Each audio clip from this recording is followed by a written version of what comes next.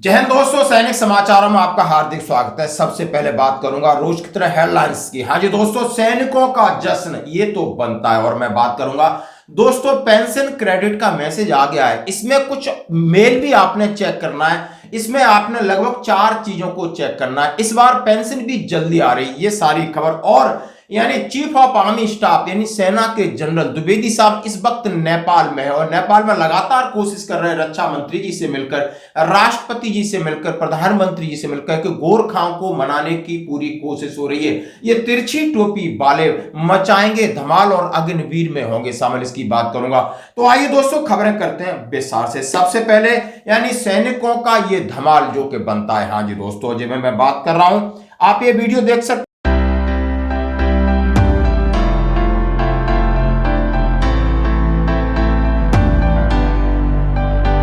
तो Indian army, CRPF, police देश की जान है, हम very happy and proudly. Chhattisgarh में जवानों का ये डांस नक्सलियों के हौसलों को तोड़ने वाला है। सुकमा में 10 नक्सलियों को ढेर करने के बाद जवानों ने बस्तरिया गाना पे खूब नाचे और बिल्कुल भारत माता की जय, वंदे मातरम। मतलब अब आप यही रह गया अपने स्ट्रेस को कम करने के लिए, जहां पर है उन्हें आज सही जगह पे पहुंचाओ और अपना जश्न मनाओ। दोस्तों अब बढ़ते हैं इंपॉर्टेंट खबर की तरफ। जैसा कि हम सभी को इंतजार रहता है कि हर महीने में हमारी सैलरी कब आएगी, तो आपके पास मैसेज आ गया होगा और मैसेज के साथ साथ में सीधा लिखा है कि 29 नवंबर यानी 29 नवंबर को 10, 11, 12 बजे आपके खाते में आपकी पेंशन आ जाएगी।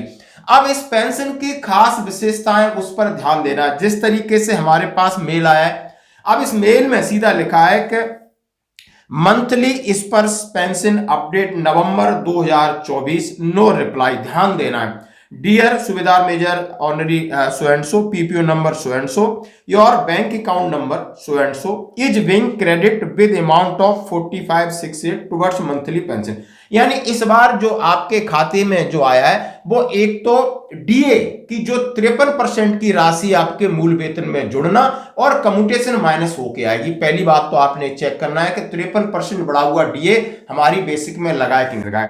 और मूल बात इसमें पूरा जो मेल है इसमें सारी चीज क्लियर हो गई है कि सर्विस पेंशन आपकी एक बेसिक पेंशन इतनी है, डीआर आपका 53% इतना है, टोटल आपका पेंशन कितना बन रहा है जैसा हमारा देख रहे हो, और उसमें से कम्यूटेड हमारा कितना कट रहा है वो दिया है, और नेट जो क्रेडिट होगा वो दिया है। इसके साथ एक और बड़ी चीज है कि कम्यूटेशन अमाउंट है मेरा, वो आगे कब तक है, कितने इंस्टॉलमेंट में जा रहा है। जैसे आप हमारा देख सकते हो 2 इंस्टॉलमेंट में जा रहा है, एक 19,700 जा रहा है, एक 2,475 जा रहा है, और एक का टाइम है 3 जुलाई 2035 और एक का है 10 जुलाई 2036। हाँ जी दोस्तों, बिल्कुल सही बात है। मेरा पहला पीपीओ था, मेरे सुबेदार मेजर रैंक का था, दूसरा पीपीओ ऑनरी रैंक का था, और मुझे उस कम्यूटेशन का एरियर भी मिला था। जब मेरी बेसिक चेंज हुई तो कम्यूटेशन चेंज हुआ, मैन पीपीओ कोरिजेंडम पीपीओ दोनों हुए, दोनों में जो अंतर आया उसका एरियर मिला।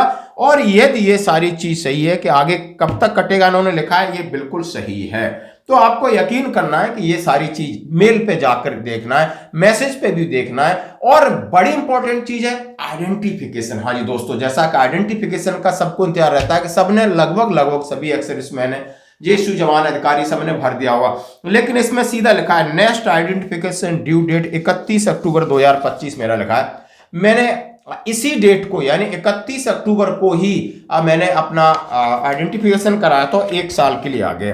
अब pension slip will be available on portal after 24 hours. यदि आपके पास पासवर्ड है, आपने लॉगिन किया अपने खाते में, तो उसमें आपकी पेंशन स्लिप निकल आएगी, उससे भी आप चेक कर सकते हो। लगभग पेंशन स्लिप का ही ब्यौरा मेल पे दे दिया है।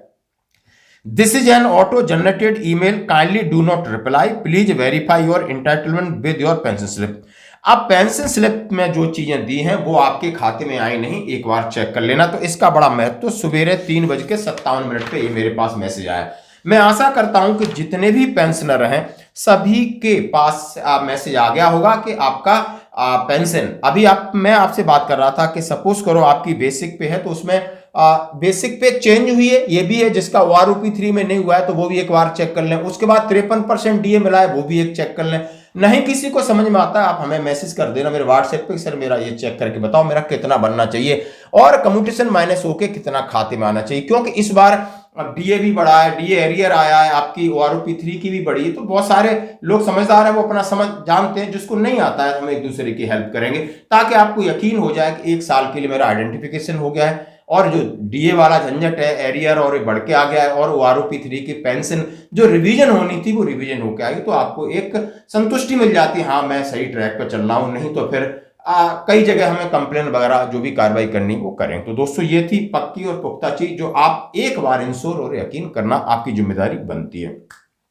इसके साथ किसी का आप इस पर्स में माइग्रेट हो गए दोस्तों, ये तो आपको ना आपको पासवर्ड पता है ना आपको आईडी पता है, तो इसके लिए जरूर एक बार पीसीडीए कॉल करके ये चीज कर लें, और ये स्मार्टफोन पर एक बार लॉग इन करके अपना जरूर देख लें। नहीं आता है तो बच्चे भी इसको यूजर फ्रेंडली आराम से कर सकते हैं, ताकि आप अपनी चीजों को आपके जो मोबाइल में उनको आसानी से देख सकें, समझ सकें। तो बढ़ते हैं अगली खबर की तरफ। हाँ जी दोस्तों, आप ये देख सकते हो कुछ तस्वीरें जहां पर हमारे सेना प्रमुख यानी जनरल द्विवेदी साहब वहां नेपाल पहुंचे, और बड़ी बात है, जैसा कि हम सभी जानते हैं, हमारे सीडीएस रावत साहब हों, जनरल मानिक साहब, हमारे जो बड़े लीजेंड है वो गोरखा से आए। सेना अध्यक्ष थे general Sam Manekshaw, Gorkha regiment के थे, तिरछी टोपी वाले ही थे। 99 में कारगिल का युद्ध हुआ था, उसमें जिस कमांडर ने उस ऑपरेशन का नेतृत्व टैक्टिकल लेवल पे किया था वो थे general Mohinder Puri, GOC 8 mountain division, जो उस वक्त कारगिल में तैनात थे। मोहिंदर पुरी गोरखा राइफल्स के हैं, वो भी तिरछी टोपी होते हैं। 2016 में सर्जिकल स्ट्राइक हुए थे, उस वक्त भारत के सेनाध्यक्ष जनरल दलबीर सिंह थे, वो भी गोरखा रेजिमेंट के तिरछी टोपी वाले ही थे।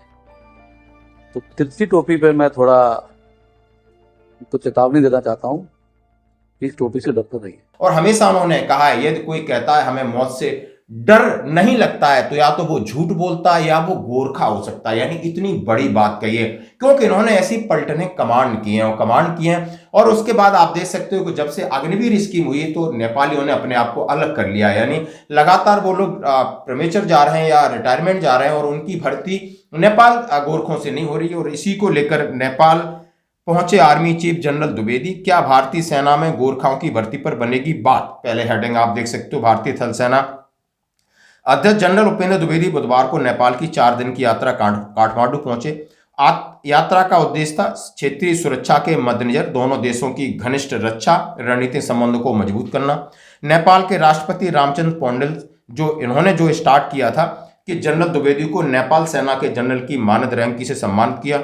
दोनों देशों की परंपराओं या दोनों देशों के संबंध मजबूत करना और गोरखाओं की भर्ती भारतीय सेना में को लेकर जारी विवाद पर बात।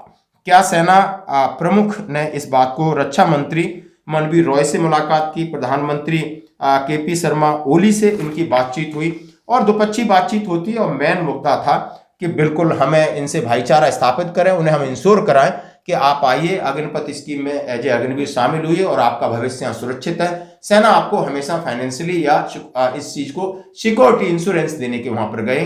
क्या होता है आगे देखते हैं। तो आज की खबरों में इतना ही, बने रहिए हमारे साथ।